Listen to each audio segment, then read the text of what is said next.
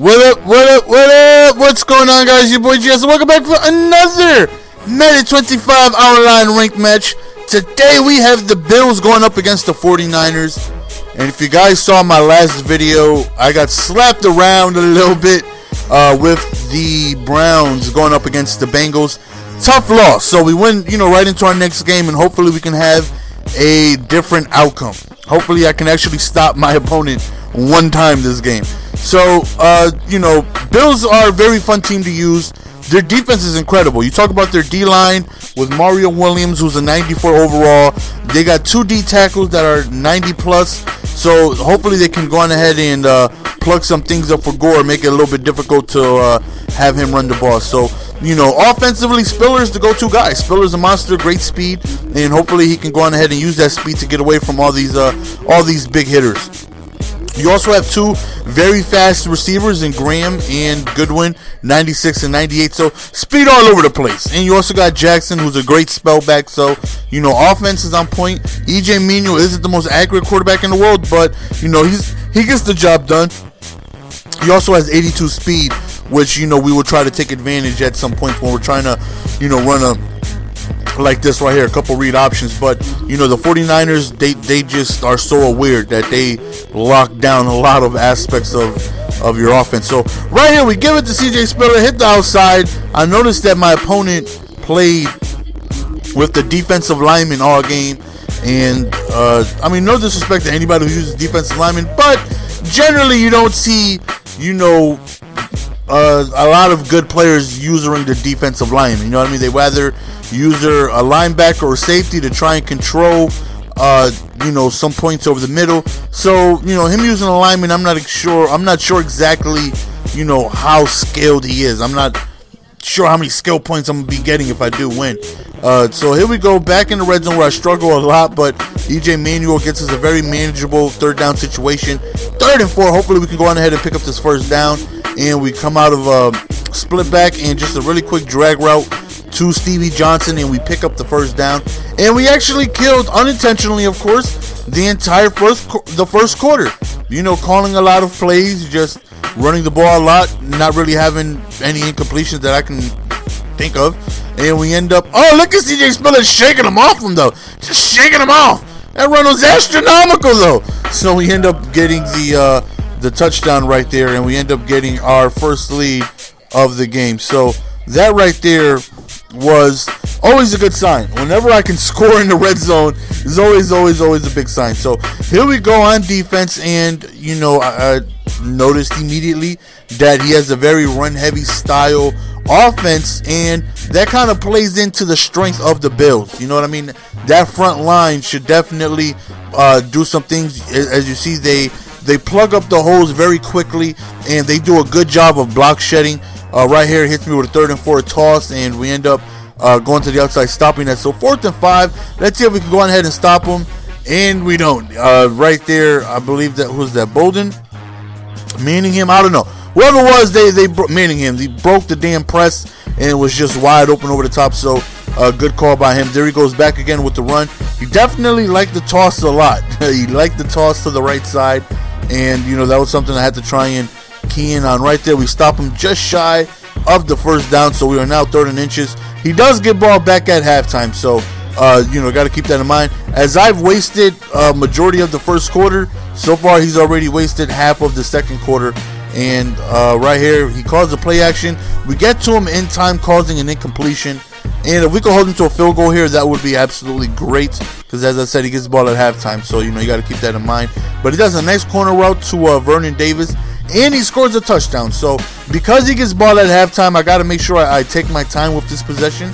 Hopefully I can make this the last possession of the half. Even if I kick a field goal or whatever, try my best to make sure he doesn't get the ball back, and hopefully we put it into a scoring effort. So 7-7 right here. We end up going to CJ Spiller, and again, I don't like going over the middle. Don't like going over the middle against these Niners. So you gotta be careful with that. Right there, he played that very well. He used that, and I wasn't expecting him. He did a very good job of using that triple option very well. Right here we go to CJ Spiller. Put that speed into you, son. Hit the outside, and we get a great game. We're getting closer to field goal territory right here. We try a toss that got completely shut down. So, you know, we're letting the time drip down. We go to a QB wrap, but again, he used that very well. You know, he's doing a good job at usering. So, you know, I do give him that. You know, a couple of good user plays that he made. 4th and 13, we decided to go for it. You know, big balls award, big brass balls award, and not only do we drop a wide open out route, it gets intercepted. I mean, like that even matters. But we drop a blatant wide open pass, and I'm like, you gotta be kidding me! He was completely wide open. He just dropped it. Ugh, frustrating. 2nd and 3, he goes deep up top, and I'm sorry, son, but no of you. Give it to me, baby. First turnover of the game. That right there was big because it nullified him from scoring. So we have enough time. We'll just run one play. We come out of Panther heavy with the QB wrap. And look at me. Whoop, excuse me, son. I got a touchdown score. Pick up that block. Good job. He could go the way. And how frustrating is that? Giving up a QB run all the way to the end zone right before halftime. That right there was awesome. Wasn't expecting it. We'll figure we'll just do a one-run play. We'll bring it into the half. And we actually take the lead. So that right there was such an incredible, monumentous play that definitely got the, you know, our morale up. Because, you know, with us being tied and him having ball, he had a potential to take the lead. So us taking the lead from him and going into halftime was big. Because now, you know, even if he scores, all he would do is tie. So right here, one of the few times he passed, we dropped the user interception right there. So on 3rd and 8, we're looking for just one stop. You know, I definitely feel confident moving the ball offensively.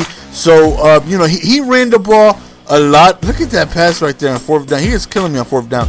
He ran the ball almost too much at times. You know what I mean? Which I will get to in a second.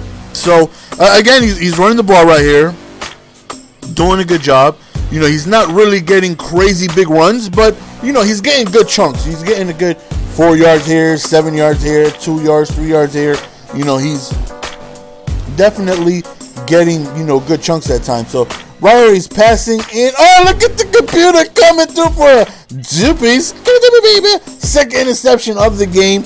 That right there was a huge play because again we end up stopping him right there. I figured he was going to run commit because he's been run committing pretty heavily last drive, I noticed. So I was kind of expecting a run commit, and that's exactly what happened, and we end up finding a receiver open over the top. So, I mean, this is what I mean by it looked like he seemed to run the ball a little too much. Now, I understand that you should not take running out of your game, you know, if you want to keep running in your game, but at some points, you just got to put down the run game, and you just got to start passing. You know what I mean? You can't just continuously run the ball in certain situations, and that's what it seemed like he started to do a lot.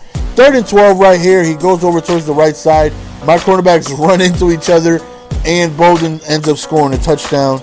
And is that Bolden? I don't. Somebody scored a damn touchdown on us. Now it's 21-14. So again, we have an opportunity to go back up multiple possessions. So of course, you know, we're looking to, you know, take our time. You know, we got the ball here. No rush. You know, all we want to do is minimum get in field goal range. You know, make it so that we are up 2 possessions. So right here, we were trying to see if he was going to run commit again.